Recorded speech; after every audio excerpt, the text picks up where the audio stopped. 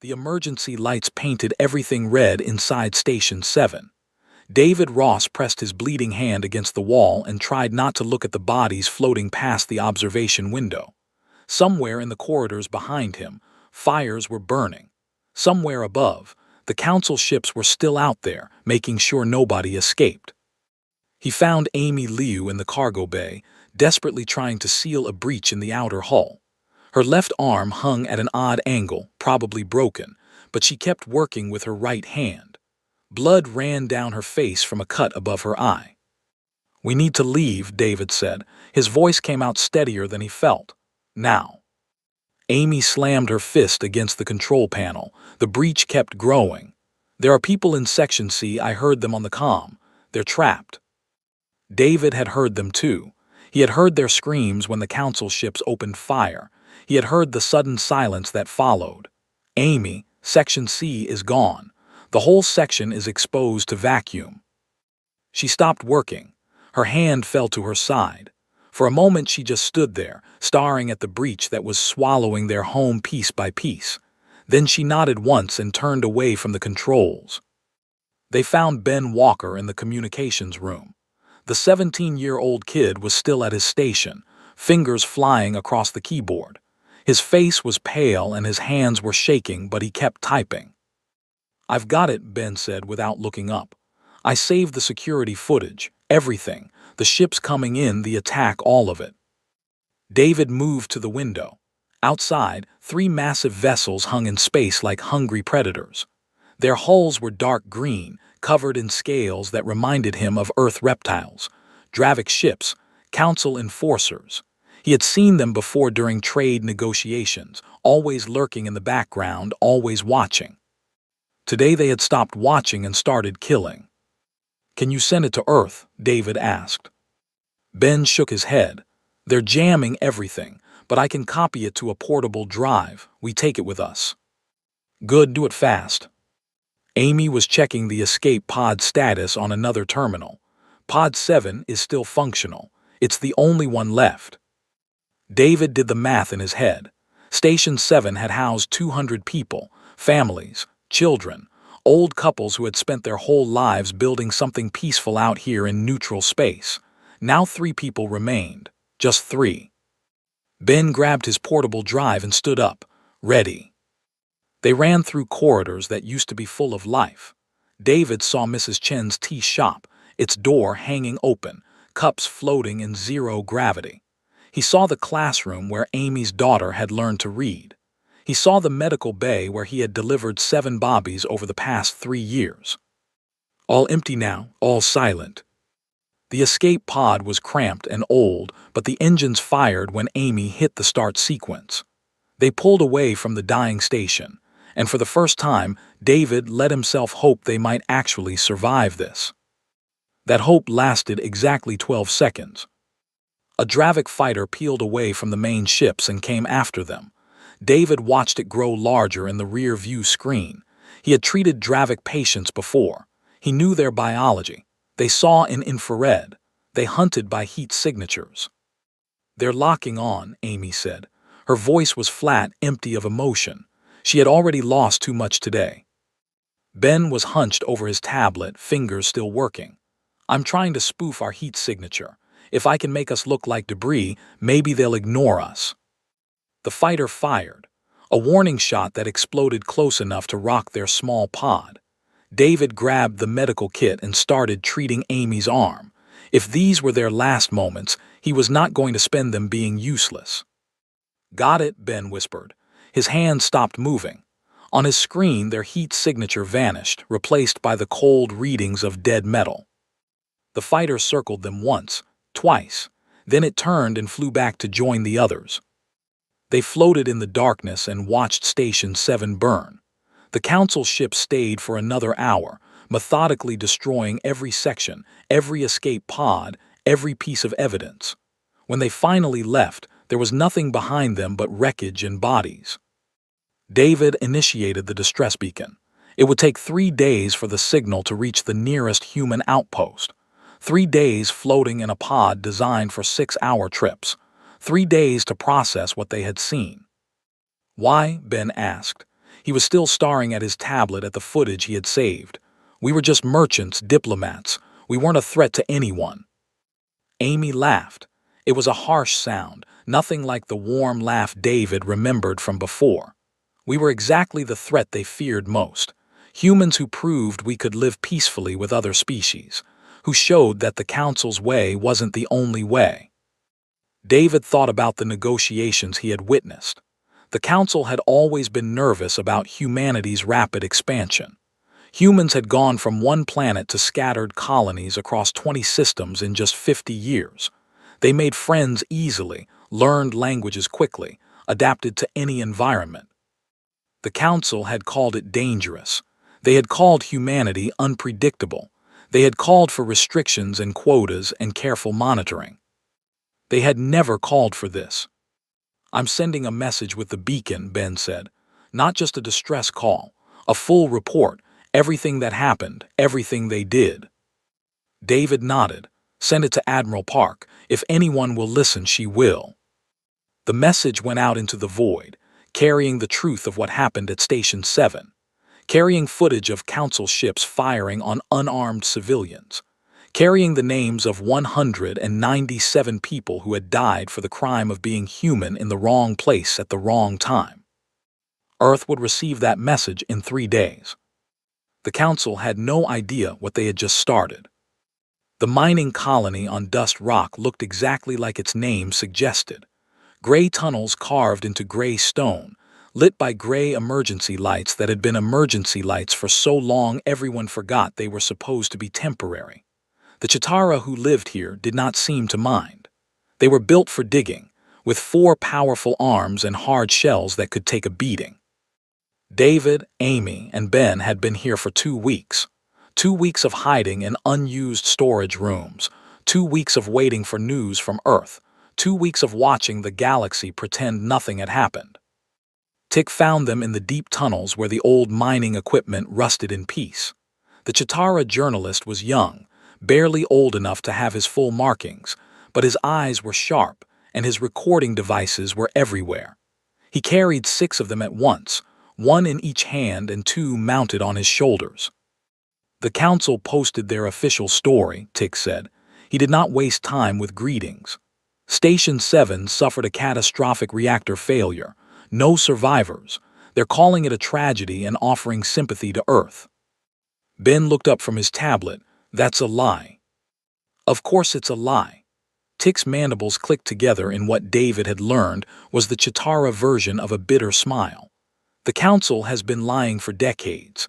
My grandfather died in a mining accident that was actually a Council enforcer deciding our quotas were too low.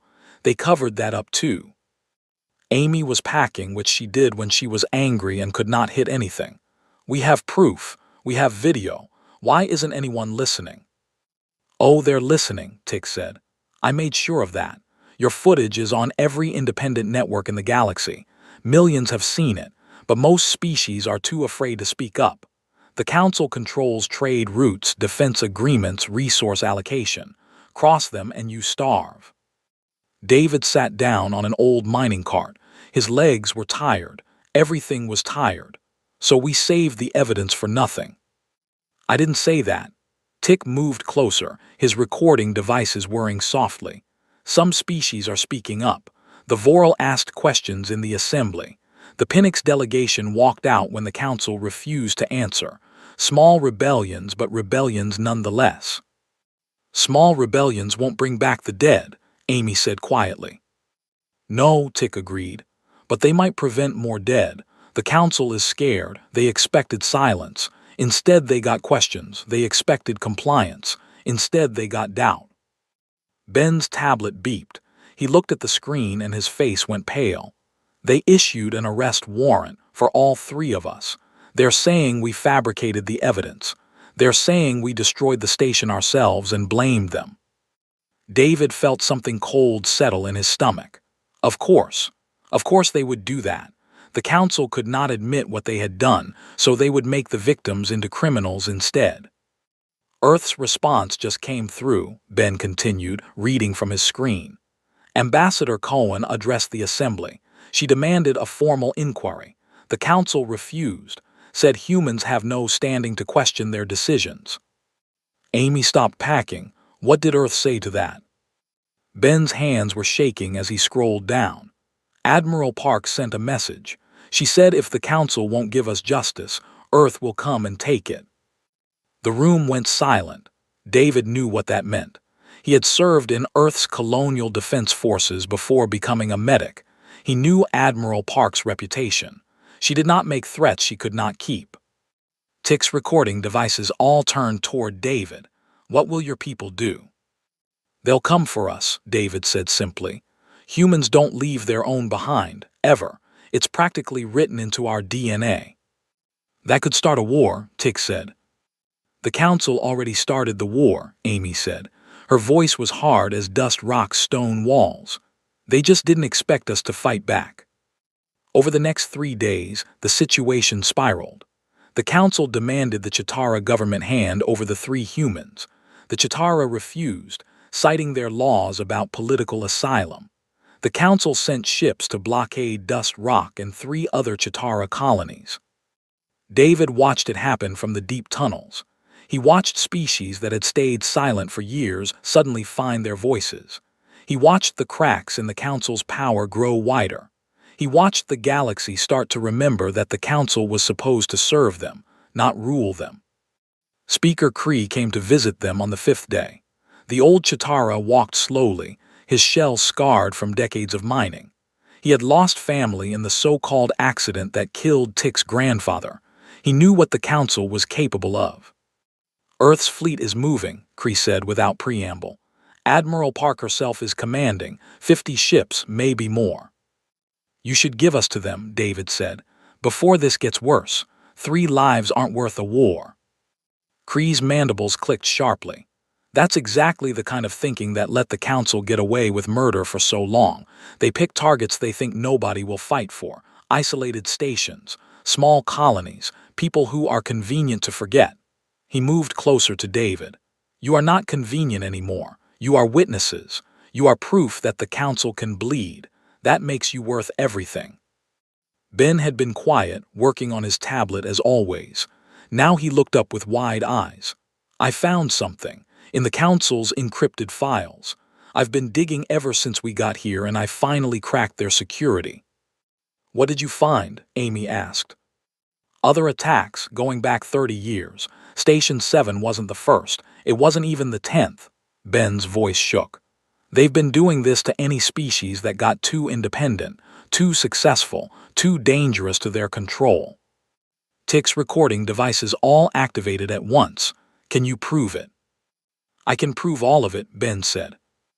David looked at the young man who had been just a scared kid 2 weeks ago. Then we make them answer for all of it, not just for us, for everyone. Outside, the Council's blockade tightened. Inside, 3 human survivors and their growing list of allies prepared to turn victims into witnesses and witnesses into revolution. Earth's fleet emerged from hyperspace like a storm rolling over calm water. 50 ships became visible in an instant, their blue engines cutting through the darkness. Admiral Helen Park stood in the command center of the Resilience, watching the tactical display show every vessel in the area. The Council blockade was larger, maybe 70 ships, but they were spread thin trying to cover multiple Chitara colonies at once. Park had been planning this for 8 days. 8 days since she received David Ross's message. 8 days since she saw the footage of Station 7 burning. 8 days of watching politicians argue while she quietly moved pieces into position. Council ships are hailing us, her communications officer said. Ignore them, Park replied. Broadcast our message on all channels. I want every ship in this system to hear it. The message went out. Park had written it herself, stripped it down to simple truth. Earth was here to retrieve its citizens. Anyone who interfered would be considered hostile. Anyone who stood aside would be left alone. Choose. 3 Council ships broke formation immediately and jumped away. Their crews had seen the footage too. They wanted no part of this. Captain Ramon Silva was already on the surface with his extraction team. They had inserted during the confusion, using a technique the Council did not know humans had developed. Park had learned during Earth's colonial expansion that sometimes the best military technology was just being creative with what you already had. Silva's report came through encrypted channels. We've located the targets. They're in the deep mining tunnels with approximately 50 Chitara civilians and soldiers. The Chitara are ready to fight if the Council comes for them. Park made her decision in seconds. Tell the Chitara we appreciate their courage, but we're getting everyone out. Civilians and soldiers. Anyone who wants to leave this blockade can come with us. On the tactical display, the Council fleet was reorganizing. They had expected Earth to back down, to negotiate, to accept the official story like everyone else did. Park watched their confusion with grim satisfaction. Humans had a reputation in the galaxy for being emotional and unpredictable. Time to prove that reputation accurate. The Council fleet commander finally responded to her hails. The face that appeared on screen was Dravik, scaled and cold. Admiral Park, you are in violation of Council space. Withdraw immediately or face consequences. I'm here for my people, Park said. Give them to me and I'll leave. The humans in question are wanted criminals. They will face trial under Council law. Park leaned forward slightly. Show me the Council law that says you can murder civilians and blame the survivors. I'll wait. The Dravik's expression did not change, but Park saw the flicker in his eyes. Behind him, other Council officers were watching. They had all seen the footage too. They all knew what had really happened at Station 7. You are not authorized to question Council decisions, the commander said. I'm not questioning them, Park replied. I'm telling you they're wrong. And I'm telling you that if you don't release my people in the next 10 minutes, I will come and get them myself. The channel cut. Park counted down the seconds. She knew what the Council would do. They would stall, try to buy time, hope Earth would lose its nerve. They did not understand that Earth had lost something far more valuable than nerve at Station 7. It had lost patience. At 9 minutes and 40 seconds, the Council fleet began moving into attack formation. Park gave the order. Earth's ships did not move like the Council fleet. They did not form neat lines and textbook formations. Instead, they scattered, each captain given broad objectives and freedom to achieve them however they saw fit. It was chaos by Council standards. It was also devastatingly effective. The battle lasted 17 minutes. Park's ships targeted weapons and engines, nothing else. When a Council vessel's shields dropped, Earth ships moved on to the next target.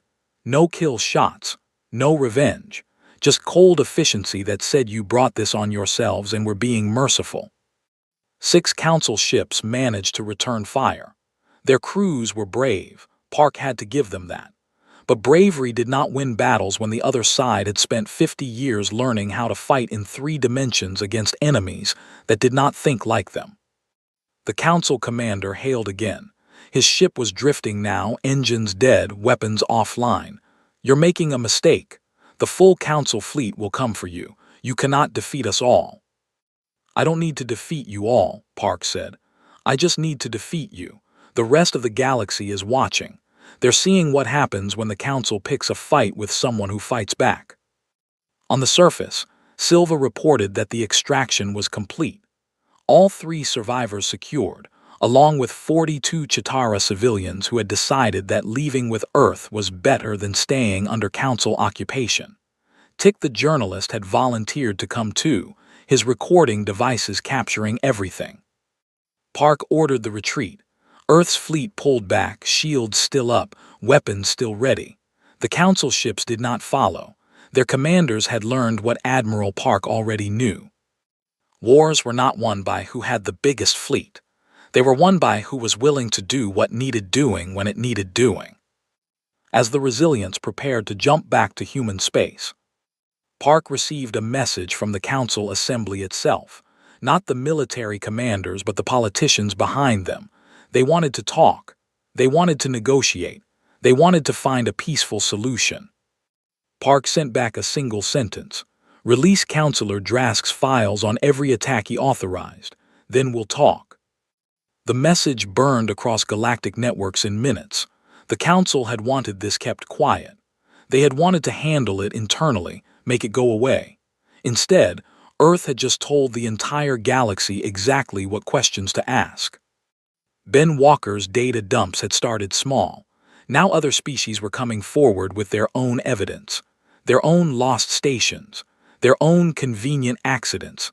The Council's wall of silence was crumbling. Park found David Ross in the medical bay, helping treat a Chitara worker who had been injured during the evacuation.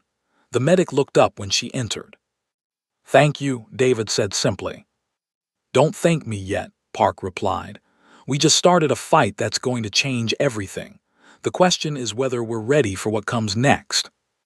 Through the viewport, the stars stretched away in every direction. Somewhere out there, the Council was regrouping. Somewhere out there, other species were watching and wondering if they too could stand up to power that had gone unchecked for too long. Earth had fired the opening shot. Now the galaxy would decide how it ended. Councillor Drask had been on the assembly floor for 6 hours straight, watching his carefully constructed lies fall apart piece by piece. The chamber was designed to inspire awe, with its vaulted ceiling and seats for representatives from 47 species. Today it felt more like a cage. Ambassador Ruth Cohen stood at the speaker's podium, methodically presenting evidence. She was not angry, not emotional. She was coldly, precisely factual, and that made it so much worse for Drask. Humans were supposed to be the emotional ones, the ones who could be dismissed as irrational. Cohen was destroying that narrative with every word. "This is the comm log from the Dravik fleet on the day Station 7 was destroyed," Cohen said. A holographic display showed the text. At 0600 hours, Fleet Commander Rask received authorization code Delta 7. That code can only be issued by a sitting councillor. It means engage with lethal force against non-combatants. Murmurs ran through the chamber. Several species shifted in their seats. The Voral delegation was taking notes. The Pinnox were recording everything. Drask rose from his seat. "Those files are classified Council security materials. How did Earth obtain them?" "Does it matter?" Cohen asked. "The files are real. The authentication codes check out. Are you denying that you authorized the attack?" "I'm saying that Earth has no right to classified materials. And Station 7 had no right to exist in peace." Cohen's voice stayed level, but something sharp entered it. 200 people had no right to live. The chamber erupted. Representatives shouting, demanding answers, calling for investigations. Drask watched his support crumble. The species who had backed him quietly, who had benefited from his policies of aggressive expansion control, were suddenly very quiet indeed. Speaker Cree of the Chitara stood. His old shell bore scars from decades of Council oppression. "I call for a vote of no confidence in Councillor Drask and a full investigation into all operations authorized under Code Delta 7.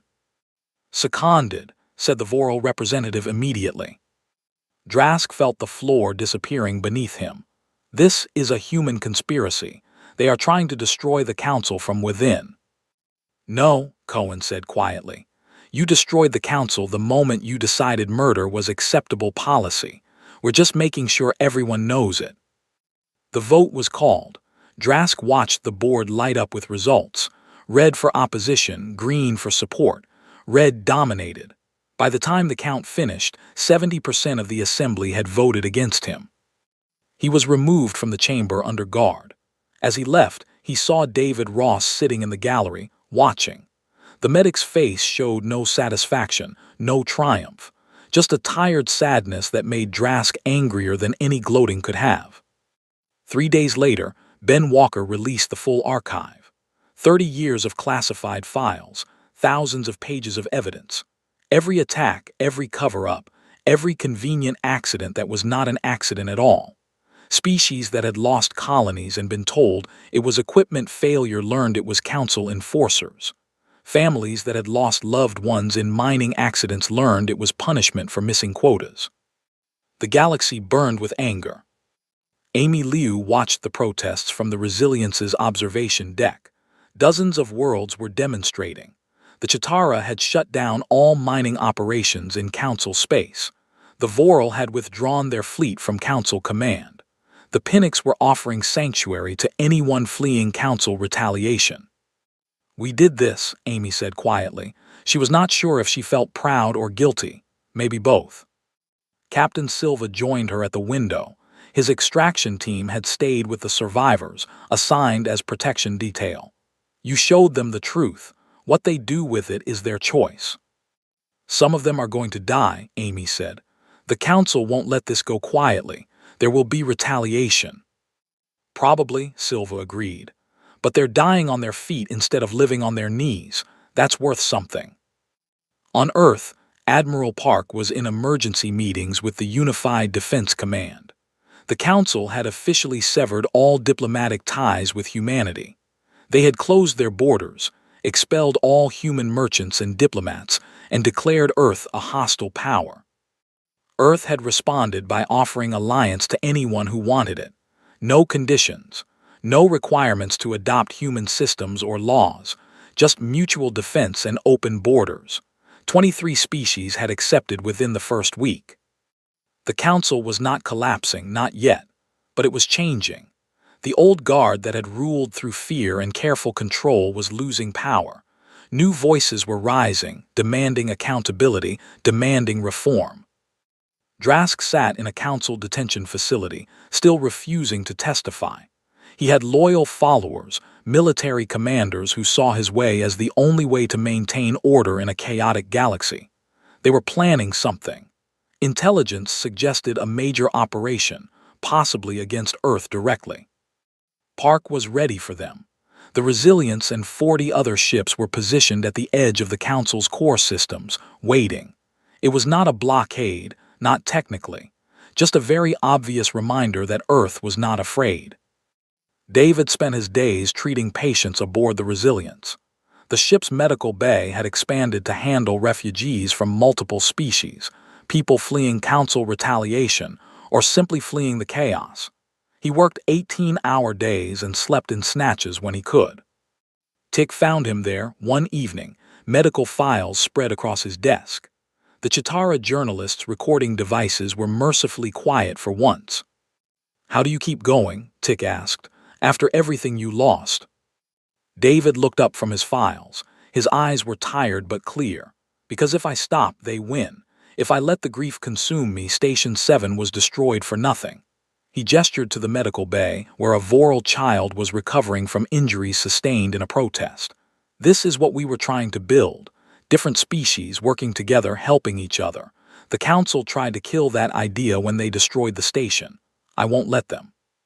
Tick's mandibles clicked softly. "The trial is scheduled for next month. All the evidence is compiled. Multiple species are pressing charges."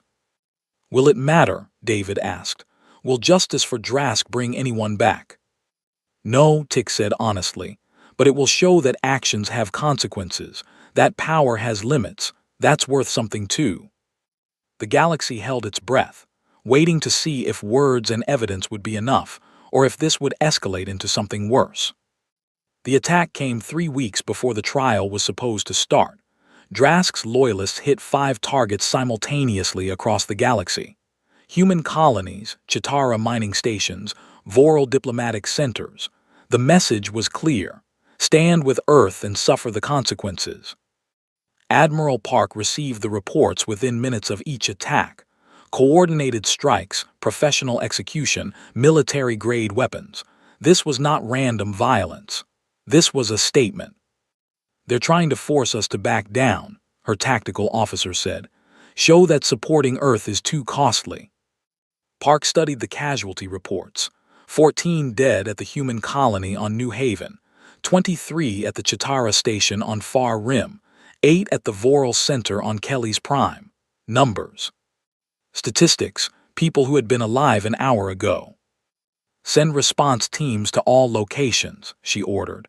"Medical support, security, whatever they need, and find out where those ships came from." Ben Walker was already working on it. The young man had become Earth's best intelligence analyst in the weeks since Station 7. He had a gift for finding patterns in data that others missed. His fingers flew across multiple screens in the Resilience's intelligence center. I've got their jump signatures, Ben said. All 5 attack ships came from the same staging area, a council depot in the Outer Rim, supposedly decommissioned 3 years ago. Get me coordinates, Park said. She did not wait for authorization from Earth, did not ask permission. Sometimes you had to move fast and apologize later. Park's fleet jumped within the hour, 30 ships heading for a depot that officially did not exist. They found it exactly where Ben said it would be. A massive supply station orbiting a dead moon, full of ships and weapons and soldiers. All wearing council colors but no official markings. Drask's private army. Park opened communications. This is Admiral Park of the Earth Defense Force. You have exactly 10 minutes to surrender or we will destroy your facility. The response was immediate. The depot's weapons systems came online and ships began launching. They were not surrendering. What followed was not like the clean, controlled battle at Dust Rock. This was brutal and desperate. Drask's loyalists fought like cornered animals because that was exactly what they were. They had committed to a path and there was no turning back. Captain Silva led boarding teams onto the depot itself, while the space battle raged around them. His soldiers moved through corridors painted with species from across the galaxy. Dravik, yes, but also Kelth and Volar, and even a few humans wearing council colors. They found the command center locked down and fortified. Silva's demolition expert studied the door and shook her head. We blow this, we probably damage life support for 3 decks. Could kill hundreds. Then we don't blow it, Silva said. He opened a comm channel to the command center. This is Captain Silva. We have the facility. Your fleet is destroyed. You can surrender now or you can die in there. Your choice. There was a long silence. Then the door opened. The commander who emerged was Dravik, scaled and scarred and utterly defeated. He dropped his weapon and raised his hands. Behind him, 30 other soldiers did the same. Where is Counselor Drask? Silva asked. The commander's laugh was bitter. You think he's here? Drask sent us to fight and die while he sits in his comfortable detention cell, pretending to be a prisoner. On the Resilience, David treated the wounded from both sides. Earth's soldiers and Drask's loyalists laid out side by side in the medical bay. Some cursed him. Some thanked him. He treated them all the same because that was what you did when you were a medic. A young Dravik soldier, barely old enough to serve, grabbed his arm. Why are you helping me? I tried to kill your people. David checked the soldier's IV line. Because that's what we do, we help, even when it's hard, especially when it's hard. Amy Liu was coordinating security for the captured depot when she found the files. Personnel records, supply manifests, communications logs. Everything needed to prove Drask had been running a shadow military force for years. He was planning a coup, Amy said, reading through the data with growing horror. Not just against Earth, against the entire Council. He was going to use the chaos from the attacks to declare martial law, seize emergency powers. Ben verified the files. It's all here. Supply chains, communications, troop movements. He was going to start a war and position himself as the only one who could end it. The evidence went to the trial immediately. The proceeding had been scheduled as a simple war crimes case. Now it became something much bigger, attempted overthrow of the galactic government, conspiracy across decades, murder as policy. Drask was brought to the new Galactic Assembly under heavy guard. The old council chamber had been renamed, restructured, reformed. Now it actually represented the species who lived in it instead of just controlling them. The trial lasted 3 weeks. David, Amy, and Ben all testified. So did representatives from 40 other species, each bringing evidence of council crimes. The gallery was packed every day with people who had lost someone to Drask's policies. On the final day, Drask was allowed to speak. He stood at the defendant's podium and showed no remorse. I did what was necessary to maintain order, he said. The galaxy is chaos. Different species, different values, all competing for resources. Someone has to enforce stability. Stability through murder, Cohen asked from the prosecutor's table. Stability through strength, Drask corrected. You think your way is better. Wait. Wait until your alliances fracture and your idealism meets reality. You will see I was right. The verdict came back unanimous. Guilty on all counts. Drask and 17 of his co-conspirators were sentenced to life imprisonment. Their assets seized, their power broken, their legacy reduced to a warning about what happens when authority becomes tyranny. David watched them led away and felt nothing. No satisfaction, no closure, just tired acceptance that justice was not the same as healing, but it was something. Amy found him in the observation deck afterward. It's over. No, David said quietly, looking out at the stars. Now the hard part starts, building something better, making sure this never happens again. She stood beside him.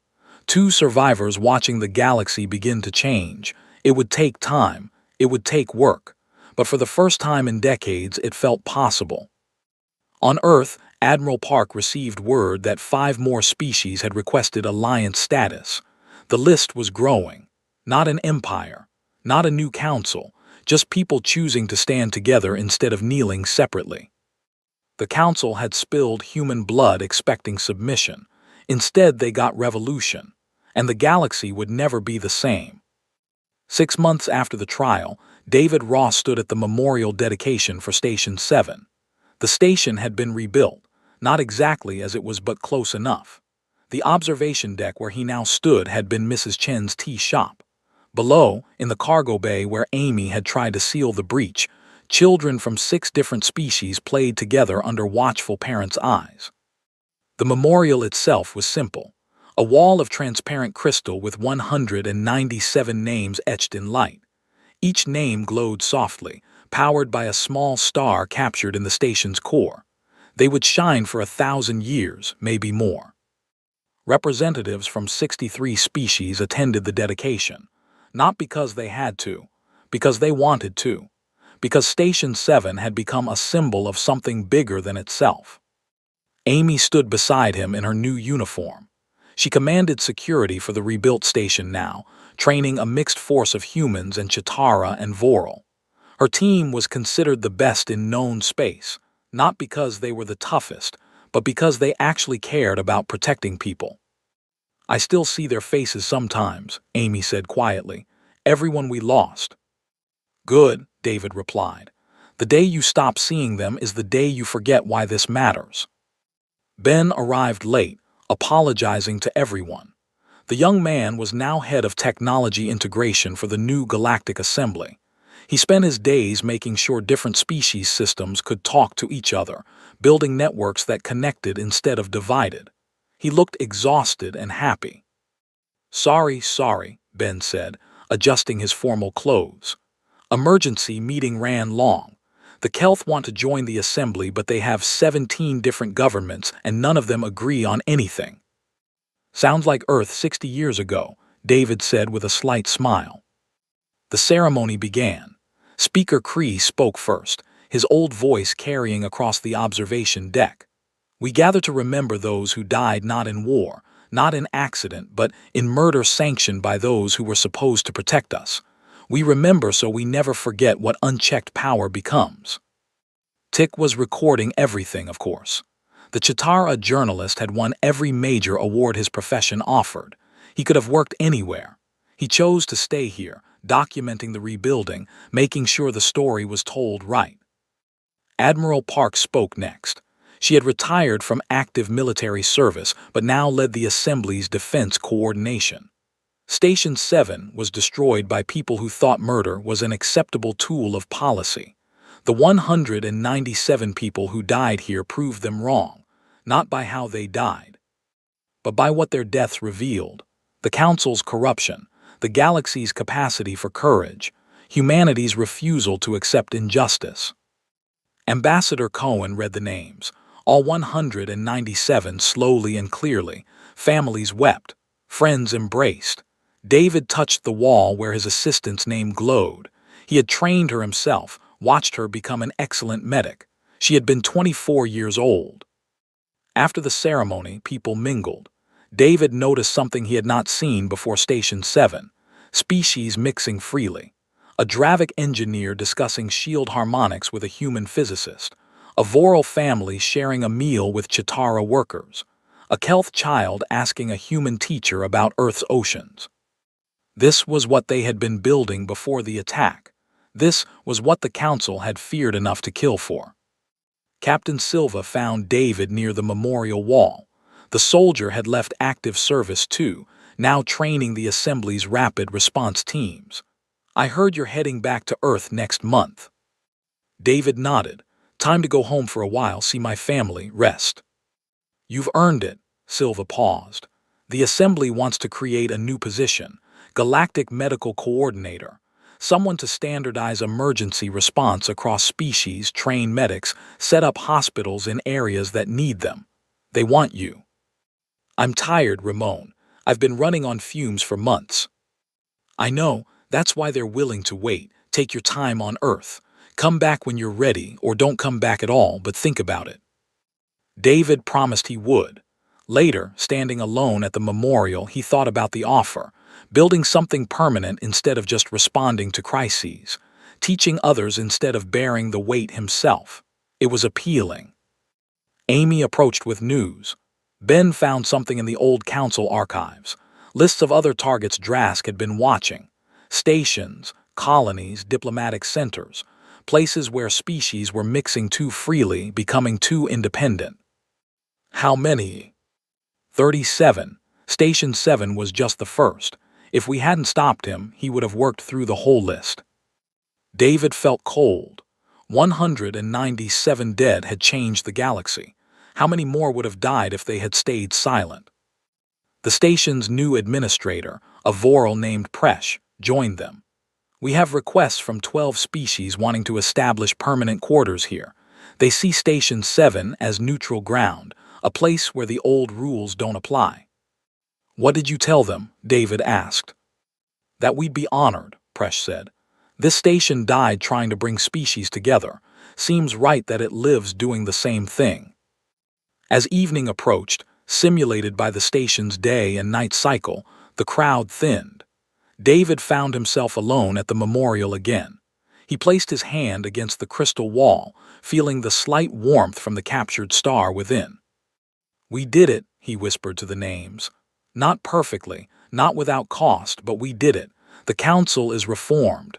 The Assembly represents actual people. Species are choosing cooperation over isolation. You didn't die for nothing. The light in the memorial pulsed softly, as if in response. Ben came to get him for the reception dinner. The young man had grown in the past 6 months, confidence replacing the fear that had marked him during their escape. You coming? They're serving that Chitara mushroom dish you like. David took one last look at the memorial, at the names glowing in the darkness, at the station rebuilt around them. Then he turned and followed Ben toward the future. Behind them, Station 7 hummed with life and purpose. Shops were opening. Families were moving in. Children were learning that the scary-looking alien in the next quarters was just another neighbor. The Council had spilled human blood, signed their doom, and given birth to something they never intended. A galaxy where different species worked together not because they had to, but because they chose to. Where justice mattered more than power.